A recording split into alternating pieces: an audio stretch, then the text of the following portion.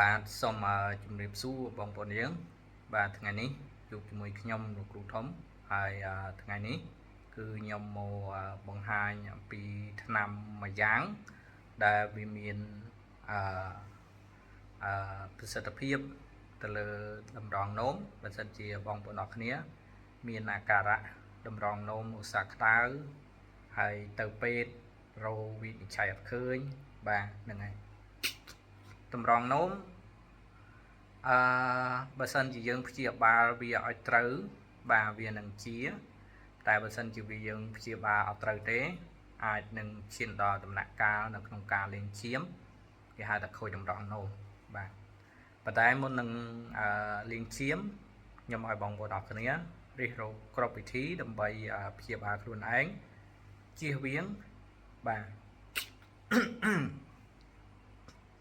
ជៀសវាងនៅក្នុងការលេងឈាម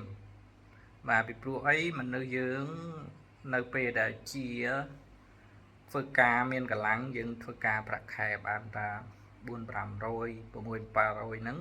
នៅស្រុកយើងហ្នឹងវាច្រើនពេកណាស់ទៅហើយបាទក៏ប៉ុន្តែបើសិនយើងឈឺយើងអាចទៅរកពីណាបាន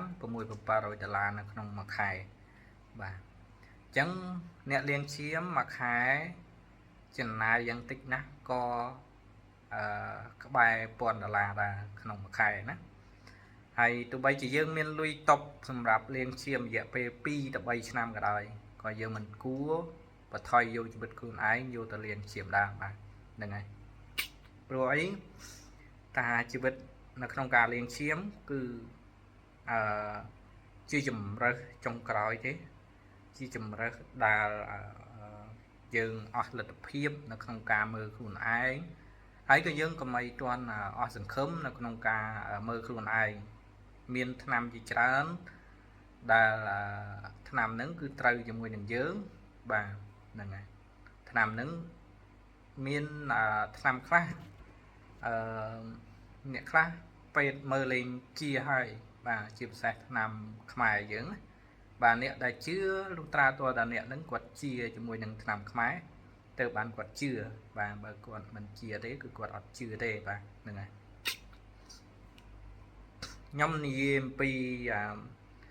បងប្រុសម្នាក់គាត់ជាជនជាតិវៀតណាមហើយគាត់បាននៅប្រទេសរបស់គាត់គឺពេទ្យគេកំណត់ថាគាត់នៅរយៈពេល2 ខែទៀតបាទមានន័យថាថ្លើមរបស់គាត់ខូចសរីរាង្គអស់ហើយអញ្ចឹងគាត់នៅរយៈពេល2 ខែទៀតគាត់អាចញ៉ាំថ្នាំបានអីបានអញ្ចឹងណាបាទពេទ្យគេកំណត់ឲ្យអញ្ចឹងត្រឹមដែរបាទហើយនៅពេលដែលគាត់មកខ្មែរគ្រូខ្មែររបស់យើងក៏គាត់បានផ្សំថ្នាំថ្លើមឲ្យបាទហ្នឹងហើយបងជាជនជាតិវៀតណាមហ្នឹងគាត់ហូបទៅបាទគាត់ហូបផ្សងសំណាងទេបាទហូបទៅក៏ជាបាទទៅពិនិត្យមើលថ្លើមក៏ថ្លើមវាមានន័យថាវាដោះកោសិកាដោះអីមកវិញវាអត់ងាប់ទៅវិញណាបាទអញ្ចឹងពីមួយថ្ងៃទៅមួយថ្ងៃថ្លើមហ្នឹងវាចិត្តតែងាប់កោសិកាយូរទៅវាទៅជាក្រៀមកពិតងាប់ទាំងអស់ទាំងដែរបាទប៉ុន្តែអានេះគឺវាលូតលាស់មកល្អមកវិញវាបច្រាស់មកវិញអញ្ចឹងណាបាទនៅពេលដែលយើងប្រើត្រូវបាទរហូតដល់ថ្នាក់បងប្រុសម្នាក់ហ្នឹងគាត់សុំថ្នាំពីគ្រូខ្មែរជាប្រជាជនខ្មែររបស់យើងបាទគឺគាត់សុំមើលថ្នាំបាទគ្រូខ្មែរក៏ឲ្យមើលថ្នាំដែរប៉ុន្តែថ្នាំហ្នឹងក៏កាន់លមាត់បាទគាត់ឲ្យមើលអញ្ចឹងទៅក៏គាត់មិនដឹងថាយកទៅវិភាគមកចេញដោយសារតែគាត់វាថ្នាំនឹងវាមាត់បាទជាពិសេសថ្នាំដូនតាគេមិនងាយឲ្យតែប្រេះតែផ្ដាស់ទេបាទហ្នឹងហើយចាប់ទុកថាបានជួយព្យាបាលឲ្យមានជីវិតប៉ុណ្ណឹងចាប់ទុកថាល្អណាស់ទៅហើយបាទហ្នឹងហើយប៉ុន្តែយើងក៏មិនទាន់អស់សង្ឃឹមនៅពេលដែលយើងជួបបញ្ហាអ្វីមួយហើយយើងពិភពលោកនេះធំទូលាយណាស់ហើយយើងគួរតែរកវិធីសាស្ត្រនៅក្នុងការដោះស្រាយលំហាត់ជីវិតមួយហ្នឹងប្រៀបដូចជាអ្នកកើតជំងឺមហារីក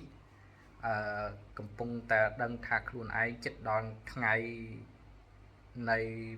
បញ្ចប់សម្រាប់ខ្លួនឯងហើយក៏ប៉ុន្តែនៅតែព្យាយាម ខំប្រឹងប្រែងដើម្បីរកថ្នាំដាក់ឲ្យត្រូវនឹងខ្លួនឯងបាទបើដាក់ត្រូវជាបើដាក់មិនត្រូវធ្វើម៉េចអានឹងកម្មរបស់យើងវាអស់ប៉ុណ្ណឹងបាទអញ្ចឹងយើងកុំឲ្យអស់សង្ឃឹមបាទ